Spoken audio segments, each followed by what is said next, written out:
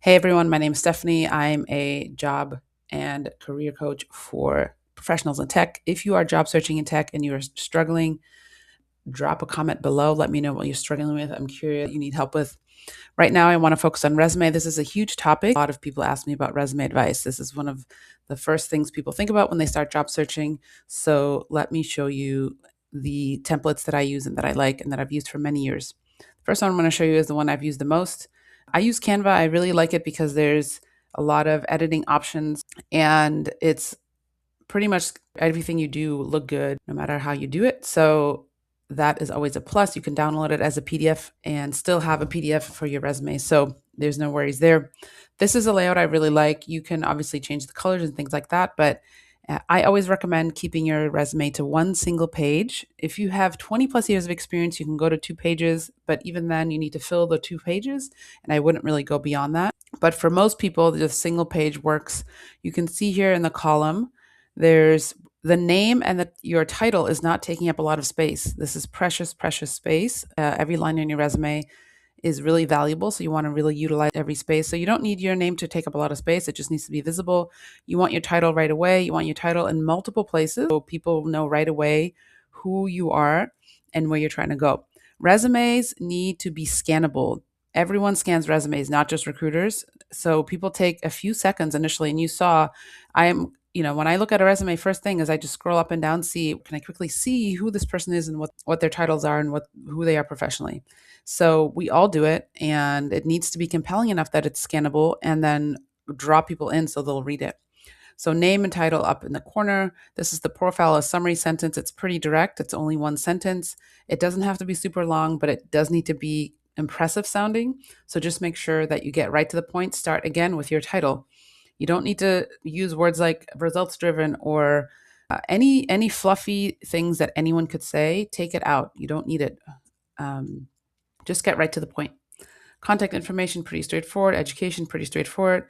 Your skills section. This is really important. So I really like adding a skills section for job seekers that teases out the hard skills that are relevant to the target role that they are going after.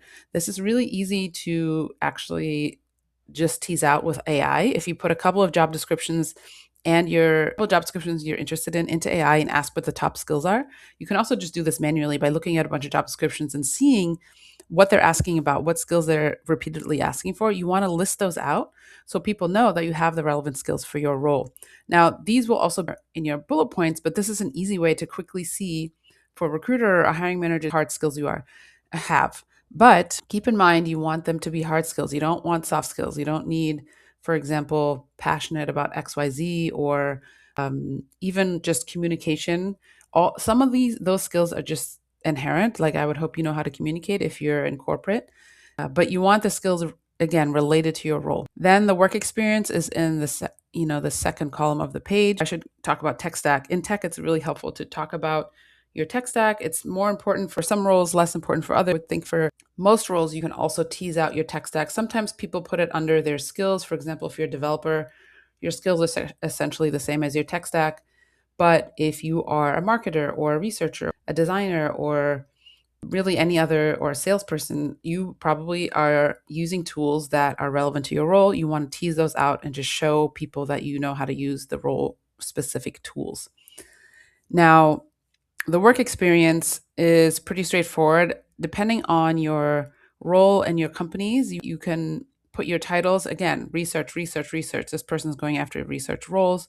You want to highlight your location, the dates you've been there, the company. Sometimes you can flip the company in the title. Like if you have really impressive name brand companies on your resume, sometimes it's helpful to lead with and the most visible part of that and put your company up top and your title below. But for most people, I would say title first because especially if it's relevant to the target role you're going after. Then the bullet points, which I'll get into the formula for bullet points. Bullet points essentially need to show impact and show that you have moved the needle for a company, right? So the bullet point formula is action, verb, task, and then you need to add a number to either the task or the result. So if you can add a number to the result, it makes it really impactful. If you can add it to the task, it's also good. The numbers are really helpful because they just stand out. They immediately make you look like you made an impact. Without reading this bullet, I can see 10 plus, 20 plus, 40K plus. that shows 25 plus, 300 plus. It just shows that you have made impact and that you have quantifiable results that you can talk about. Everything is quantified. So many things are quantifiable. You don't think your role is quantifiable, it probably still is. You need to get creative about what you're quantifying. You can quantify frequency, money, team sizes, um, if you did something daily, weekly, monthly, quarterly, etc. Also, the numbers can be ballpark. They don't need to be exact. So if you just have a sense that it was 10 plus or 100 plus or 1,000 plus, you can talk about those numbers and put them in. Approximately 200 right here, for example. So make sure you add those numbers in there. Keep your bullets really succinct. You can see here every bullet is 2 lines. And that makes it easy to scan because your eyes are understanding that the bullets are every 2 lines. You only want about 3 to 5 bullets per experience, and you want to keep it pretty succinct. You don't need to go way back into your history, and you don't need to list irrelevant jobs. You don't need to list volunteer experience. You don't need to anything else besides your work experience. LinkedIn is a different story. If you're on LinkedIn, you can have more space and you can go a bit further back, but on resume, you only have a single page. So get really specific about what you want to put on there. What else about this resume? So this is most of my clients have used this style and they've been really successful. Other styles I want to show you, if you have more experience, this is another one that was really popular and that helped my client get into a Fortune 500 company as a DI leader. This is obviously anonymized, so it's not the real information, but just to show you, this is a really more classic layout. And this person has a ton of experience that goes back into the 90s. So they have a lot of experience that we listed on here. And it generally uses the same formula. It's the same sections. They're just laid out slightly differently. The bullet points are similar with the formula. Again, it's just pretty simple. There's another version that is even more minimalistic.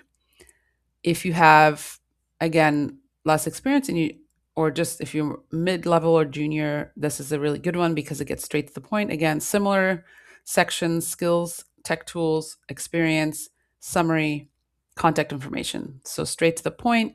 These are really good for ATSs if people are worried about that. Although if you follow my job search strategy, you're not too worried about that. And you know that people are still looking at your resume. Even though there's ATSs involved, people are still looking. So optimize for people scanning your resume and actual humans looking at them. Again, you only need one, maybe 2 versions of your resume. That's it. You shouldn't be tweaking your resume endlessly because that's a waste of time. You should be building 1 to 2 targeted versions that you can use for most of the target roles that you're going after. You should be targeting one lane so your branding on your resume and your LinkedIn is really clear and within seconds, because otherwise it's costing you opportunities. So if you want more advice about how to edit your specific resume, if you want feedback, join my job search community, Job Search OS. I'm in there daily. You can ask me questions. We have resume review threads. I have live coaching calls, and you can get a ton of support if you're job searching in tech. And not subscribed to this channel, subscribe so you can get more updates on job search advice and tips in tech. All right, I'll see you inside.